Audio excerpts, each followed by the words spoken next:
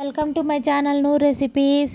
ఈరోజు మనం స్వీట్ మలిదా ఎలా తయారు చేయాలో చూద్దాం. దీనికి కావాల్సిన పదార్థాలు నేను 1 గంట ముందు గోధుమ పిండిని పలుకొని చిన్న చిన్న ఉండలుగా చేసుకొని పెట్టుకున్నానండి.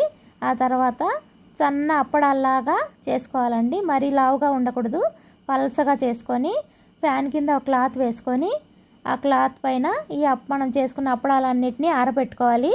1 గంట అయినా ఆరబెట్టాలండి. అవి ఆరిన తర్వాత పొయ్యి మీద పాన్ పెట్టుకొని ఆయిల్ వేడెక్కాక మనం తీసుకున్న అప్పడాలన్నిటినీ డీప్ ఫ్రై చేసుకోవాలండి.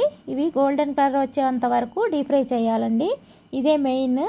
గోల్డెన్ కలర్ వస్తేనే చాలా టేస్టీగా ఉంటుంది మలిదా.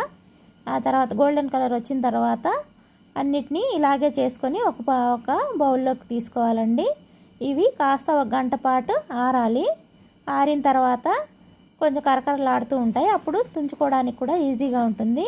ఆరిన తర్వాత ఇలా తుంచుకొని మిక్సీ జార్లోకి తీసుకోవాలండి. మన దగ్గర డ్రై ఫ్రూట్స్ ఏమేమి ఉంటాయో చూసుకొని మనకు నచ్చినవి వేసుకోవచ్చు. నేనైతే పిల్లలు బాదం, జీడిపప్పు, కిస్మిస్ వేసానండి. అండ్ కిస్మిస్ మీకు నచ్చకపోతే స్కిప్ చేసుకోవచ్చు.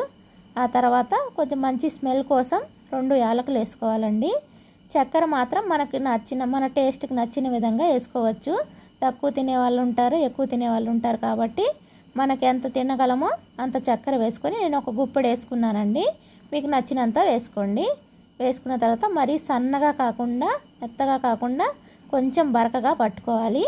పట్టుకున్న తర్వాత 1 టేబుల్ స్పూన్ నెయ్యి వేసుకొని బాగా కలుపుకుంటే ఎంతో tasty and healthy sweet malida తయారవుతుందండి. మీకు కనుక నచ్చినట్లయితే please share and subscribe. Thank you.